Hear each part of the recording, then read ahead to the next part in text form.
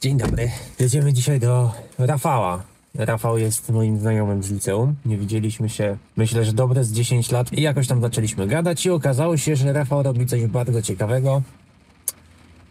No i zaraz wam to pokażemy. Jedziemy. No i dojechali. Idziemy tam. Od stąd już prawie widać. O, a co to jest? Chodzimy. Cześć Artur. Manko. Rafał, co tutaj robicie? A wiesz co, już od dłuższego czasu robimy tutaj escape room i zaprosiłem cię, żeby ci go pokazać i zaprosiłem cię też na parę innych rzeczy, ale chodź ze mną. To jest lobby naszego escape roomu. Jako skromny pan z obsługi zapraszam do motelu Pani Malu. Jest to nasza pierwsza historia. Jak możesz dowiedzieć się z gazet, jest rok 1973 i niedawno odbudowano motel California. Całość napędza wasza koleżanka, która zaniepokojona wysyła wam informację, że przybyła do dziwnego motelu. Nie wiecie, co tutaj się dzieje. Ona też do końca nie wie, co się dzieje. Ginie jej paszport, giną jej rzeczy. No i po pewnym czasie w ogóle tracicie z nią kontakt. Więc zaniepokojeni tutaj przyjeżdżacie. A obsługa... Witam, nigdy nie słyszałem o żadnej Kasi. Więc tak się zaczyna cała fabuła. Waszym zadaniem jest dowiedzieć się, co się stało z Kasią. Całość jest mrożącym w krew, w żyłach thrillerem, z trudnymi zagadkami, które wymagają trochę więcej pomyślenia, ale stawiamy właśnie na zagadki i klimat. Nie ma tutaj jakichś nadprzyrodzonych rzeczy, ale rzeczywiście ostrzegam, że można się bać.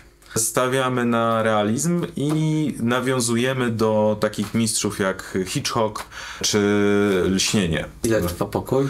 Pokój trwa 100 minut w tym momencie. Pokój działał wcześniej w wersji dłuższej, 3-godzinnej. Właśnie na tej ja byłem. Tak, i jak są twoje w ogóle doznania? Bardzo mi się podobało, to jest zdecydowanie inne doświadczenie niż taki mainstreamowy escape room, na który bywałem wcześniej, więc warto zobaczyć. Trochę odeszliśmy od tego, wiesz, takiego typowego korpo robienia escape roomów, jednak wszystko robimy tutaj sami. Chodź, pokażę ci, jak działa pokój. Ogólnie nie pokazuje się pokojów tam, wiesz, tajemnice i tak dalej, ale chodź, zrobimy wyjątek.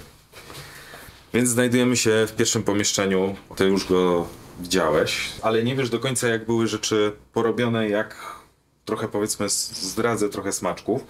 Ta Alga 21 jest rzeczywiście prawdziwą Algą 21, to jest stary telewizor, ale przerobiliśmy go w taki sposób, żeby był częścią zagadki i po odpowiednim prowadzeniu tutaj kombinacji. Czym ty tam kręciłeś?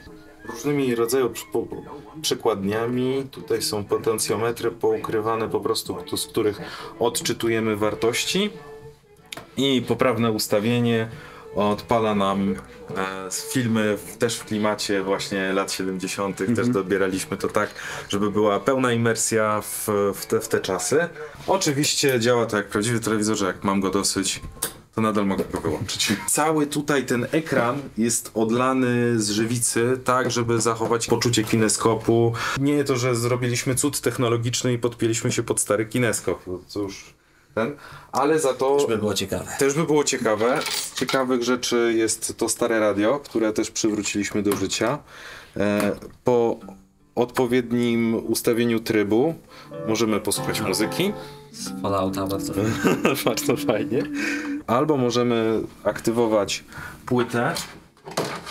I teraz jak ja sobie założę płytę,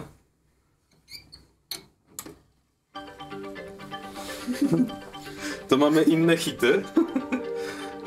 I żeby ktoś mi nie powiedział, że jestem czarodziejem, to tak naprawdę całość polega na tym, że na tym dysku wydrukowanym, bo on, jak się przyjrzysz, to jest po prostu druk 3D, zrobiliśmy specjalny mechanizm, który waży całą tą płytę i w zależności od tego, jak ciężką płytę położymy, mechanizm puszcza odpowiednią ścieżkę dźwiękową. Dodaliśmy ledziki, żeby było ładnie, żeby tutaj wszystko to sygnalizowało, więc całość, powiedzmy, działa jak bardzo fajny głośnik Bluetooth. Z tego pokoju nie będę ci zdradzał więcej, bo... Żeby nie było za dużo spoilerów. Tak, żeby nie było za dużo spoilerów. Jeszcze z ciekawych rzeczy to Właśnie. wszyscy nasi gracze w razie czego mogą zadzwonić sobie na recepcję. Ewentualnie to jest Erka jak ratuj mnie, ja się tak śmieję. Mamy pełen kontakt z ludźmi, obserwujemy ich cały czas, słyszymy co tutaj się dzieje, więc jest bezpiecznie, jest fajnie. Używaliście oryginalnych mechanizmów w tym telefonie, czy tutaj też... Wiesz co, to jest w ogóle bardzo ciekawe, bo to jest stary telefon Sony Ericsson, znaczy Ericsson jeszcze wtedy. Był używany normalnie w hotelarstwie i rzeczywiście my zrobiliśmy tak, że na tych starych bebechach zrobiliśmy swoją własną centralkę na mostku H jeszcze, która rzeczywiście tutaj dzwoni starym dzwonkiem. Zrobimy takie magię kina, to ja zadzwonię do ciebie. O, dzwoni. Halo? Słychać, słychać. Działa. Tak jak widziałeś, wszystko tutaj działa, przerabiamy to na miejscu, zrobiliśmy taką swoją centralkę, która łączy ten telefon, jeszcze w tym pokoju jest jeszcze jeden telefon, przez który gracze mogą się komunikować z centralą mistrza gry i takie rozwiązanie też w innych pokojach stosujemy i też w zewnętrznych projektach, o których powiem ci później. Jak widzisz, są święta, zawitały do nas święta. I z okazji świąt też mamy premierę zaraz nowego pokoju. Trochę zdradzę, żeby nie było. Tutaj w tym momencie przygotowujemy lobby do nowego pokoju.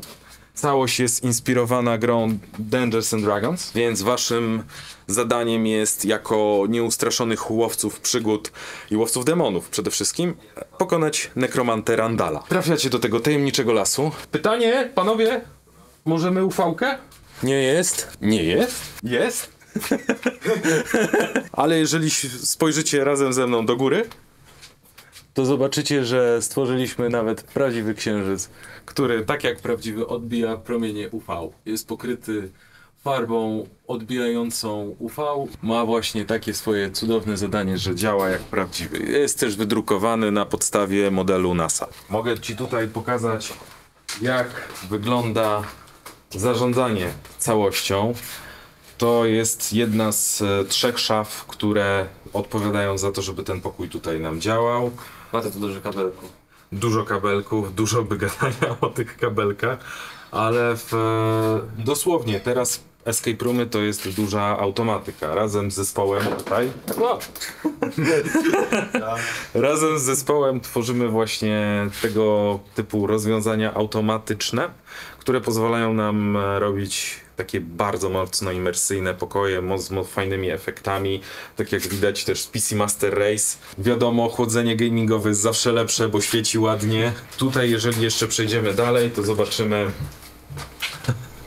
że całość jest zakontrolowana przez jeden komputer, który ma całą sieć audio, wideo i modbusa, na którym on sobie tutaj lata i zarządza tutaj wszystkim, więc wszystkie kontrolery są centralnie zarządzane z jednego miejsca.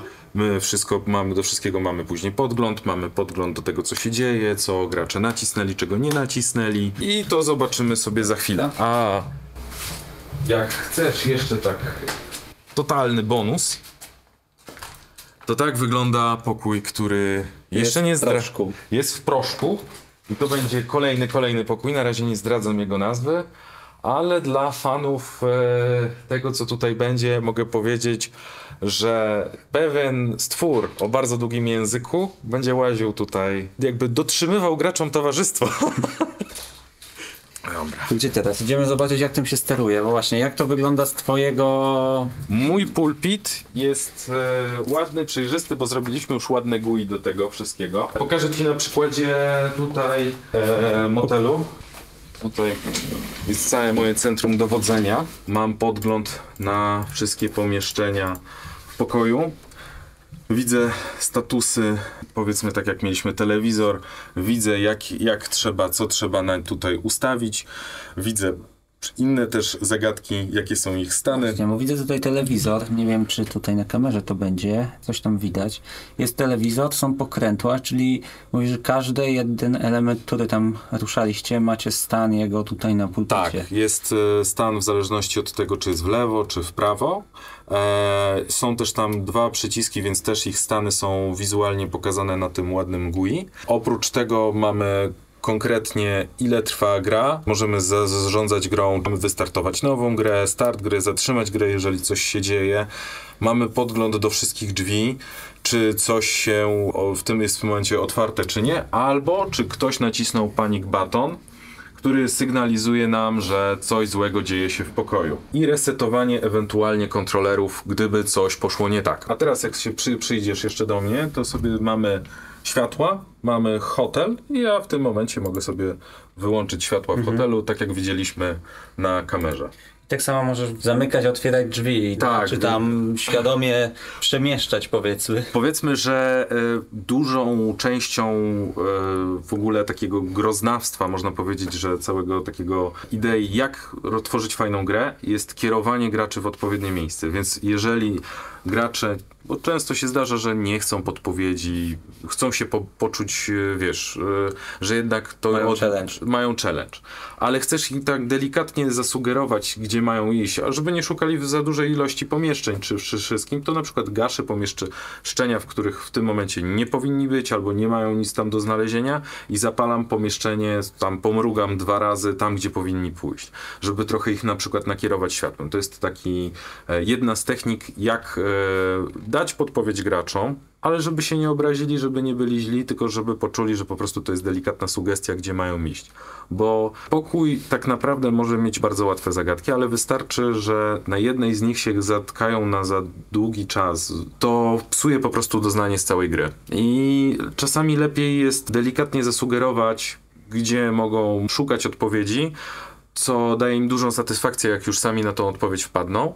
I wtedy jest już dosłownie fala uderzeniowa rozwiązywania zagadek, bo poczuli w sobie moc i lecą dalej i kolejne już idą tak w takim fajnym flow. To jest po prostu fajne, płynne przejście pokoju. I jakby tworzymy tą narrację, fabułę łączoną z zagadkami, żeby one nie były oddzielnym bytem, tak jak powiedzmy mamy gry chodzone, gdzie nagle... Otwórz kłódkę, bo tak. Bo tak.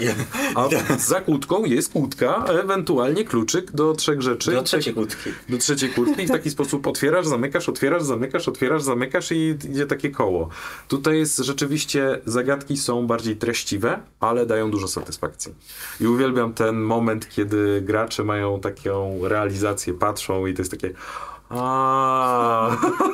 Nagrywasz sobie te takie reakcje tutaj, tak? Mam złote momenty, powiedzmy, to jest prywatna kolekcja, ale to jest bardzo, bardzo kojące, jak wiem, że właśnie zagadka była na tyle fajnie zaprojektowana, że gracze mają po wszystkim, no tak, Dobra, słuchaj, można przyjść do tego pokoju? Można? Tak, Chodzić? słuchaj, w ogóle dla ciebie i twoich graczy, Moich widzów, którzy mogą być graczami, mam promocję na hasło Artek. W rezerwacji telefonicznej macie 15% zniżki na grę u nas. Super, szczegóły będą w opisie. Link in bio. Tak, a teraz Rafał, powiedz mi, jak wyrobić takie escape room, jak wy to robicie? To jest bardzo dobre pytanie. Pokażę ci. To będzie lepsze niż że ci powiem. Chodź za mną.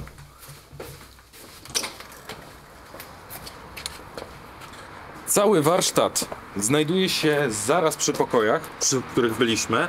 My robimy wszystko na miejscu i też to, co tutaj będzie po skończeniu warsztatu, będzie kolejnymi pokojami. Warsztat zamieni się w pokoje. Tak, warsztat zamieni się w pokoje. W tym momencie jest planowane dodatkowe 3 pokoje na terenie warsztatu, ale sam proces jest strasznie długi. Oprócz 3 pokoi, które mamy tutaj planowane i 3 pokoi w warsztacie, jeszcze mamy jeden lokal w tym całym przybytku, który też będzie kolejnym pokojem. Jest to pokój, który już wcześniej był w Polsce, robimy jego remake, ale jeszcze nie będę zdradzał wszystkich szczegółów. Ten symbol, chyba już parę razy go widziałeś i wszystkim graczom tak radzę się przyglądać, bo my go często gdzieś chowamy. Zapraszam. Pierwsza pracownia elektroniczno-designerska na design przez duże D. Tutaj właśnie kończy się praca nad kolejną zagadką, ale z ciekawych projektów ostatnio przez nas wykonanych to można zobaczyć rzeczy, które drukujemy do pokoju, które będą używane przez graczy. Projektujemy od zera i tak jak widać wszystko jest przez nas w jak najmniejszym stopniu przygotowane, a przechodzi to bardzo długą drogę, bo to zaczynało od tego. I nie ukrywam, że obydwa spełniają tą samą funkcję, ale ten wygląda o wiele lepiej. A czy działa? Czy działa w tym momencie? Czy tylko już tutaj były różnice wizualne? Tu na razie są różnice wizualne, w tym momencie nie mamy tutaj do tego wsadzonych baterii. Jeszcze jest projektowana, tak jak widać kabelki są luźno, jest parę rzeczy doprojektowywanych, ale magnesiki już siedzą, można się kręcić. Strzelać też już strzela, a jak będzie działało, to się przekonacie w następnym pokoju. Jeżeli chodzi o część elektryczną, to tutaj oprócz projektowania spisujemy wszystko to, co podłączyliśmy. Musi mieć konkretną, dokładną dokumentację. Macie właśnie wszystkie te kabelki jeden po drugim, Tak, pieczołowicie spisane? Tak, pieczołowicie spisane z dużym schematem, żeby to nie zaginęło, bo uwierz mi, jest mnóstwo kontrolerów, mnóstwo połączeń, mnóstwo niuansów, o których nie można zapomnieć, a pokój robi się powyżej roku tak naprawdę. Bo Oczywiście mówimy o takich pokojach tak. z rozmachem, a nie, że mamy mały pokoik i 5 zagadek na krzyż z kłódkami. To tak, wiesz, też wszystko jak projektujemy od zera, powiedzmy tutaj jest postument do następnego pokoju, gdzie zaprojektowaliśmy rękę animatronika, która będzie nam trzymała pewną książkę i ona sobie powiedzmy będzie tak pieczołowicie trzymać, a gdy gracze zrobią odpowiednie zadanie,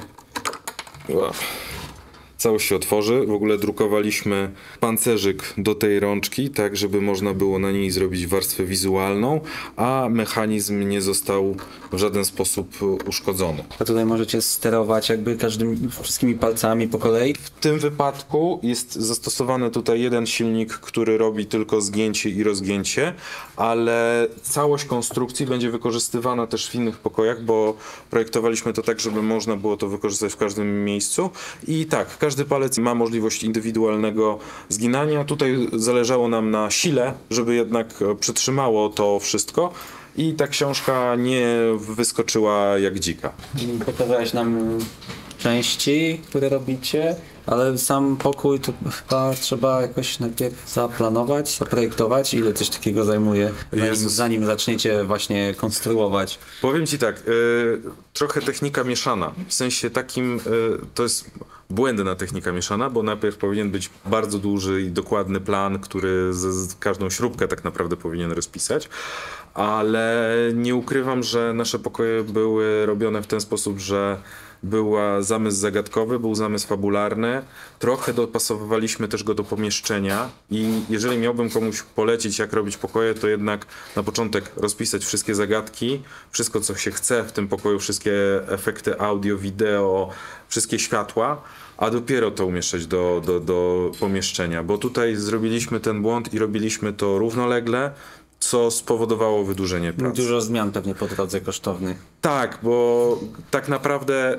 nie ukrywam, że cały czas są czasami zmiany, a ostatni proces, który jest procesem weryfikacyjnym, gdzie wpuszczamy już grupy testowe, czy właśnie takie testy czarnoskrzynkowe, czy białoskrzynkowe, gdzie wchodzą ludzie od nas i zauważają, tu mogłoby być coś lepszego, tu mogłoby być co innego, albo na przykład to jest też dobra rzecz, którą ci pokażę. Zrobiliśmy do zagadki takie fancy, naprawdę zespół plastyczny mega się postarał, takie różdżki, każda z inną rękojeścią, innym kolorem. Czy to było odlewane? To jest Technika łączona w sensie takim, że części tutaj do tego było wydrukowane, później była nałożona na to plastelina, później została zrobiony z tego negatyw, po negatywie zostało to odlane z żywicy. Niestety przy pierwszych testach, jak się dobrze przyjrzysz, no to już jest klejone. Więc jeżeli my byliśmy w stanie to zniszczyć, no to znaczy, że gracz tym bardziej jest narażony, bo my jesteśmy ostrożni z założenia przy tym wszystkim, a on chce się bawić. Jakby to nie jest nic złego, że może być mniej rozważny niż my. Więc te fajne mega różdżki niestety będą zastąpione czymś, co będzie po prostu mocniejsze, ale nadal chcemy zachować ten element, który jest fajny, wizualny, niestety rezygnując z reszty tutaj. Więc teraz pracujemy nad rozwiązaniem właśnie tego i taka zagadka jest modyfikowana tak naprawdę zaraz przed otwarciem, mimo iż była już zaprojektowana od samego początku pokoju, jakieś 2 lata temu. Jeżeli mówimy o projektowaniu, to projekt często zaczynamy od samego pomysłu, prototyp udowadniający nam, że ze zwykłego e-papierosa możemy za pomocą pompki zrobić mini dymiarkę po prostu do naszych propów. Właśnie, widzę tutaj taką końcówkę od papierosa. Tak, i widzisz, tutaj normalnie wchodzi rurka, która później przechodzi do pompki. Pompka, zaciągając powietrze z tego, jest w stanie wygenerować dym na samym końcu i go przetoczyć. A użyliśmy konkretnego e-papierosa po to, że jest łatwość jego po prostu dolewania, łatwość zmieniania grzałki, po prostu żeby to było szybsze, tak żeby gracze płynnie wchodzili do A pokoju. do czego to służy wam w pokoju w sumie? Jest to efekt wizualny, który doprowadza mgłę do danych elementów, czyli robimy magiczną mgłę, nie z dużej dymiarki takiej powiedzmy estradowej, tylko do mniejszych elementów, które mogą być bardziej ukryte i gracz może się nie spodziewać, że z tego konkretnie pójdzie sobie dym. A czy później to jakoś transformujecie w takie docelowe rozwiązanie? Wiesz co, na razie robimy to w ten sposób, że jest proof of concept tak zwany, że sprawdzamy, czy coś działa zupełnie. Potem następuje minimalizacja tego, czyli jak małe możemy to zrobić ewentualnie, czy możemy coś tam dodać, czy możemy coś tam odjąć w zależności od potrzeb.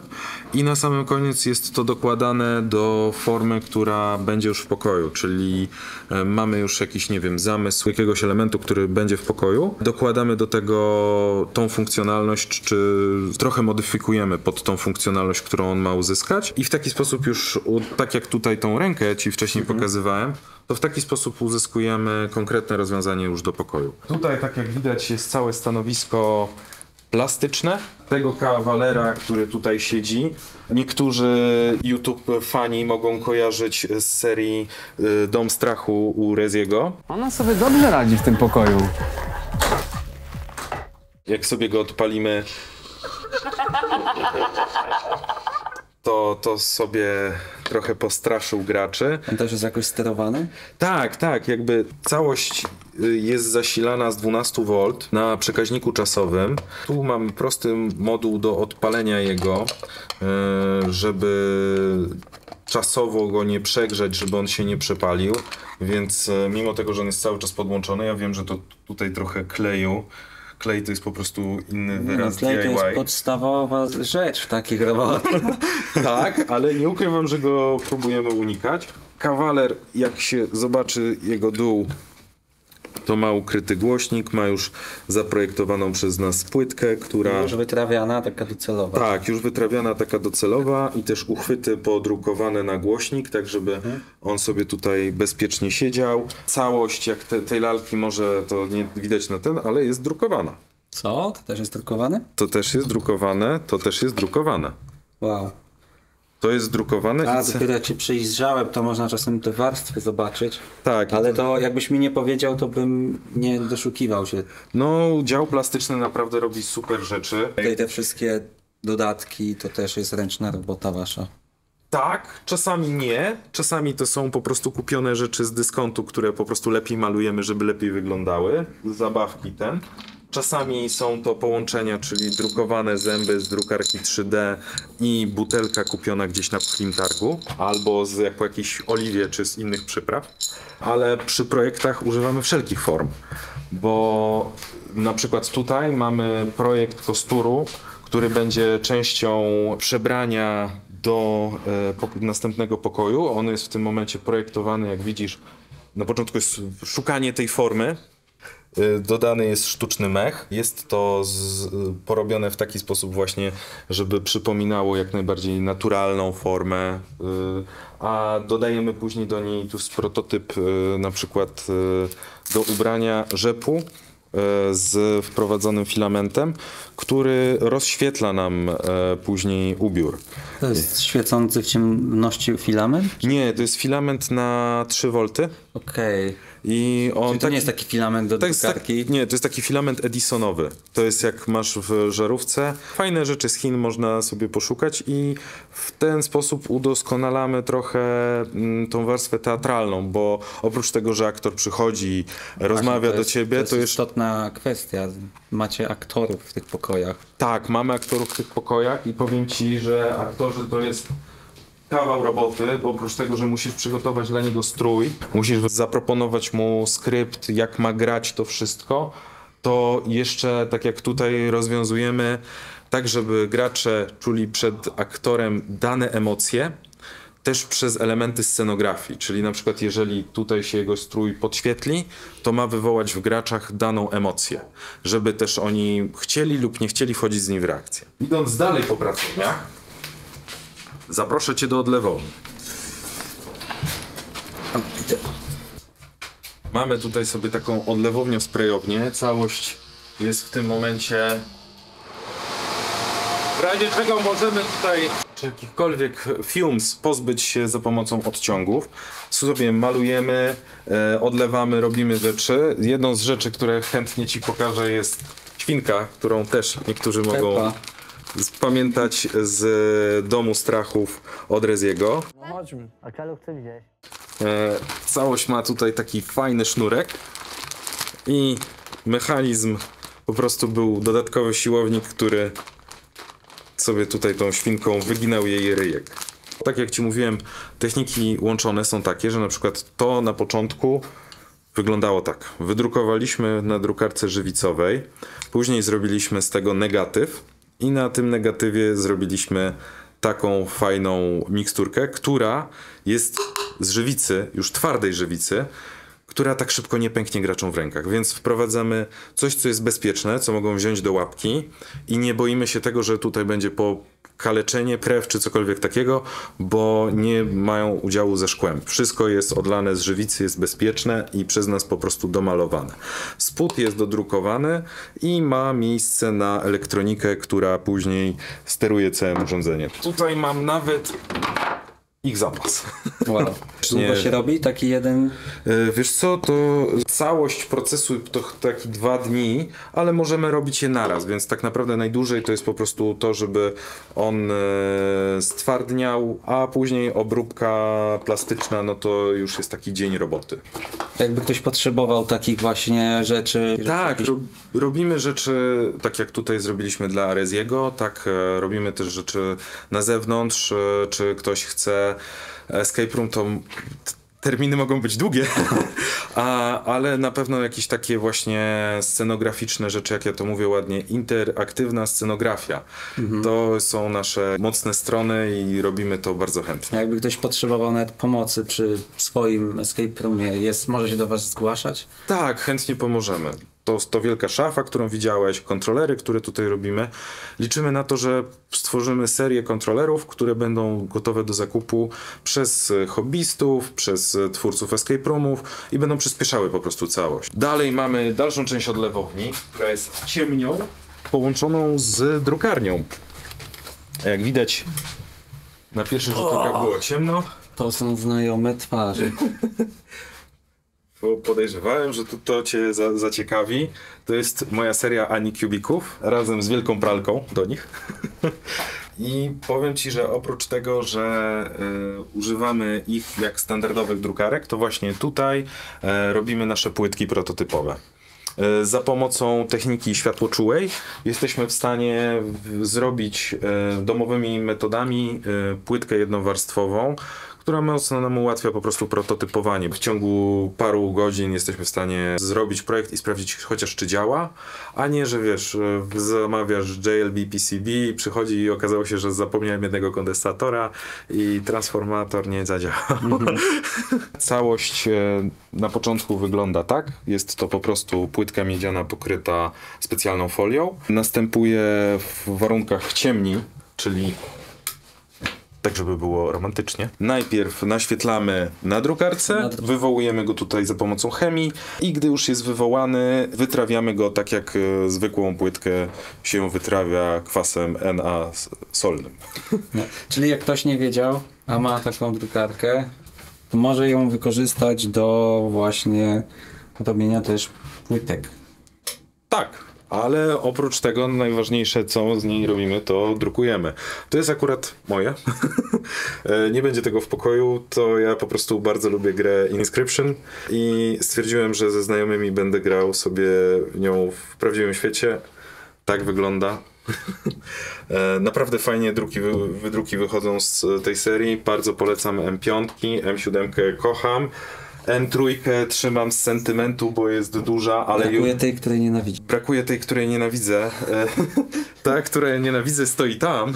I to jest stara M5, którą kupiłem jako kickstarterowo, jeszcze ona wyskoczyła, ale ma straszne problemy z płytą główną i oni ją udoskonalili, ale pierwsze wersje były kapryśne, więc tamtą używamy rzeczywiście tylko do robienia płytek. Dobra, a pokazywałeś nam wcześniej jakieś rzeczy też z takich FDM-owych drukarek, tak? Tak, i pewnie się zastanawiasz, gdzie tak, ja... gdzieś musicie mieć te... Chcemy zobaczyć. Chcemy zobaczyć, dobrze. Sprawne oko mogło już wcześniej zauważyć, że tutaj stoją dwie drukarki, dwa Enkery, które też dorwałem na samym początku na Kickstarterze. Jak widać, trochę jest na nich kurzu, bo korzystamy z nich sporadycznie, przez to, że ten Anker jest taki, powiedzmy, lepszy niż Prusa, ale nie. Na papierze to wyglądało bardzo dobrze, ale dużo rzeczy, jeżeli mamy nadmiar rzeczy do zrobienia, to te drukarki mocno ułatwiają nam pracę. A całe mięsko drukarkowe jest u mnie, czyli W gabinecie prezesa. gabinet prezesa, proszę pukać. Zapukamy. Słucham. Tu już może być trochę głośniej, bo w tym momencie Prusa XL drukuje labirynt do gry przenośnej, którą robimy.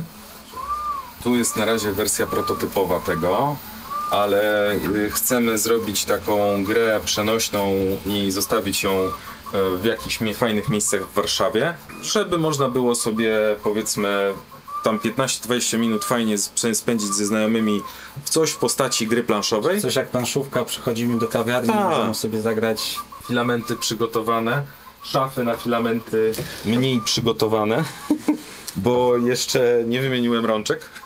Te szafy wszystkie też sami sobie tutaj robimy. Tak. I całość jest na tyle zaprojektowana, żebyśmy mieli łatwość użytkowania ze wszystkich drukarek. Co to jeszcze macie? Tu mamy dwie MK4, nie S jeszcze, chociaż Prusa w ostatnimi czasy mnie rozpieszcza, bo ogłosiła Core One, który mi się bardzo podoba i chyba będę robił upgrade tych właśnie na Core One. Albo po prostu dokupię Core One, bo strasznie jara mnie koncept małej drukarki XY Core od Prusy.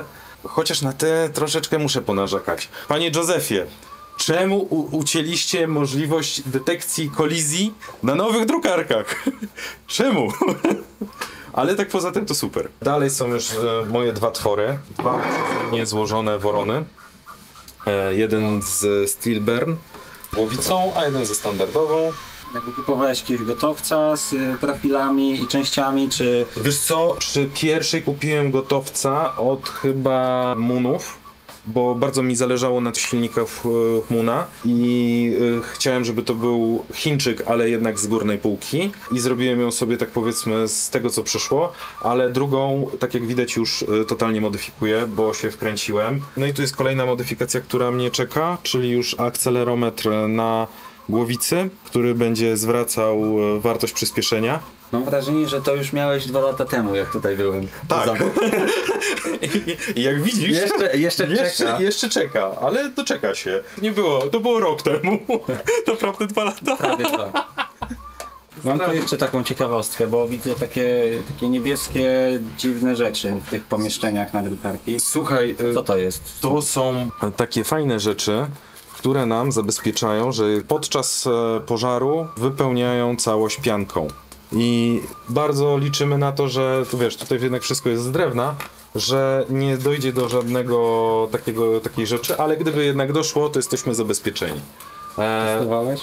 Testowałem, fajnie to wybucha, ale drogie, więc nie będę testował drugi raz. Żałuję, że kamery wtedy nie miałem, tylko tego. Z rzeczy, które tutaj testowaliśmy, a rzeczywiście mieliśmy idealnie kamerę, to na przykład bezpieczne szkło testowaliśmy na mojej głowie. Bezpieczne szkło? Czyli takie, które się nie tłucze? Nie, bezpieczne szkło to jest właśnie takie, które się tłucze z cukru. Okej. I do Reziego w finale aktor musiał rzucić butelką, która miała być bezpieczna dla aktora i bezpieczna też dla wszystkich uczestników, więc stestowaliśmy ją na mojej głowie. Trochę boli. Dobra. Ostatnim pomieszczeniem, które nas czeka w tym warsztacie, oprócz całego zarządzania tutaj przez Basię, jest stolarnia. Jak widzisz, w stolarni nie dzieje się tylko rzeczy stolarniane, bo mamy tutaj przygotowaną ciemnię. Tu ciemnia powstaje do lasera, będą sobie wisiały kotary zabezpieczające użytkownika. No i już powoli jest budowany laser.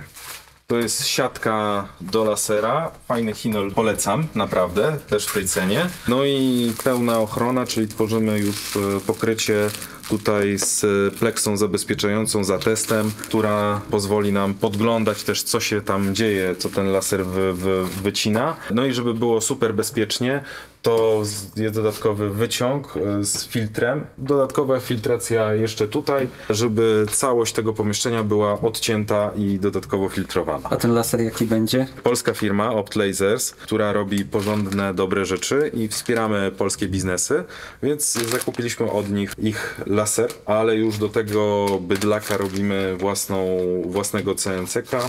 Jaką moc będzie miał ten laser? On ma moc 30 W. 30 watów. Tak, tylko że to są diody łączone, więc tam chyba troszeczkę więcej wychodzi.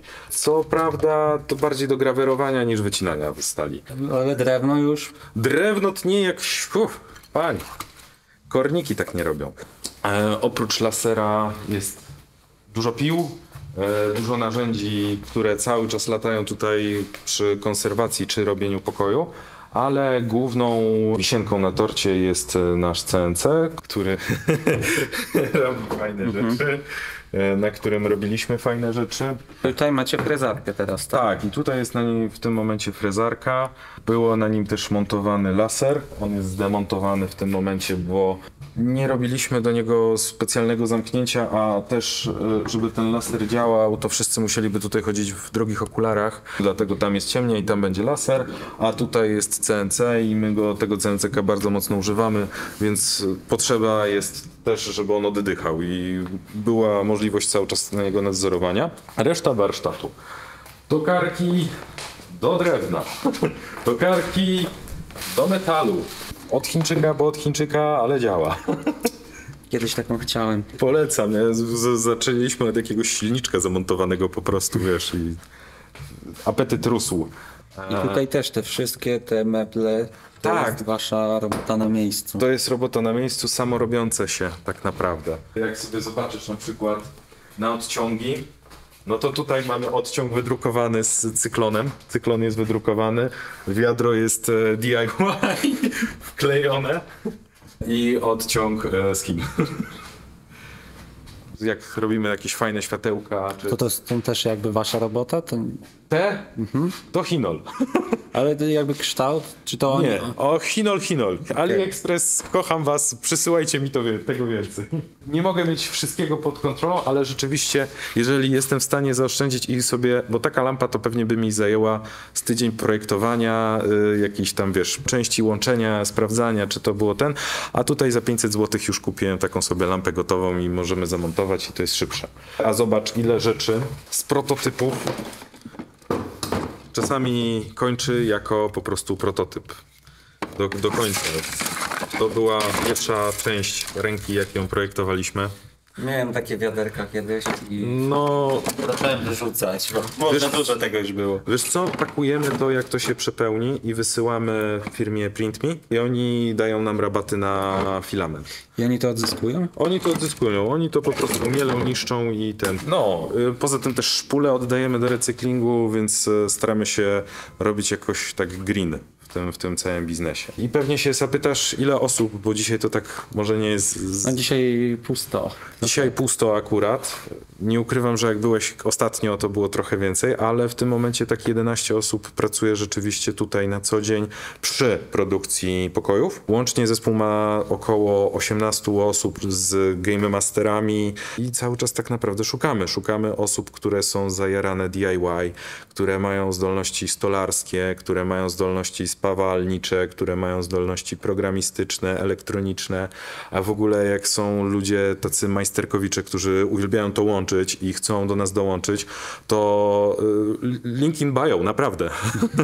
W sumie to zdradziłem ci dużo. Możemy jeszcze, nie wiem, tutaj z moją Master of Disaster partnerką jeszcze raz zaprosić wszystkich, bo tak naprawdę nie dałbym rady, gdyby nie moja druga połówka. Chociaż ja się zajmuję tą nudną częścią. Ja nic o drukarkach ciekawego nie powiem. Oprócz tego, że wszędzie w domu walają nam się jakieś wydruki dziwnych rzeczy. Tak, jakby to było po prostu tak, że nie chciała, żebym trzymał tego w domu, więc zrób sobie firmę. Idź sobie z tym gdzie indziej. Tak, wynieś się z tymi drukarkami gdzieś. Znaczy to jest po prostu żyjący mem ojca drukarza zamiast ojca wędkarza.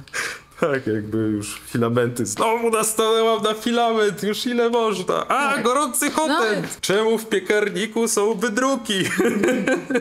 Ale okej, muszę mu przyznać, że drukarki 3D bardzo dużo rzeczy usprawniły w tym miejscu, a mało osób w to wierzyło na początku. Tak, byłem brany za wariata. Jakby po co druk 3D? Że to zbędny wydatek, po co, a teraz się okazało, że właściwie wszystko bazujemy na druku 3D, także... Tak, no mówiłem. Tylko jedna prawdziwa gra, czyli Final Fantasy X. Musiałem to powiedzieć, nie możesz tego wyciąć. To musi być w materiale. Czyli gra najlepsza i postać z tej gry wydrukowana na drukarce żywicowej. Tak cienko, że niestety widać, jak się warstwy rozwarstwiły przy model. Gry bezpośrednio. Model bezpośrednio. Tu chyba artystka, bo ja kupiłem ten model. Wcale nie dlatego, że kocham tą grę. I musiałem sobie wydrukować, sprawdzić, jak duży wydruk można zrobić właśnie na M3 Maxie. Mówiłem, że lubię Final Fantasy. Jeżeli byście chcieli do nas wpaść to i zadać nam parę pytań, to też zapraszamy. Super. Rafał, dziękuję bardzo za oprowadzenie po raz kolejny. Bo ja to już tutaj widzę któryś raz i wam obojgu za to, że mogliśmy taki fajny materiał stworzyć. Mega nam miło było cię gościć. Tak. A wy, jeżeli nie subskrybujecie Artka, to powinniście i w ogóle hańba wam, jak nie. A tym bardziej jak dotarliście do tego miejsca, to zostawcie lajka, zostawcie suba, napiszcie escape room w komentarzu. No i co? I zapraszamy was też na żywo tutaj. Super, dzięki. Pa! Jeszcze raz. To.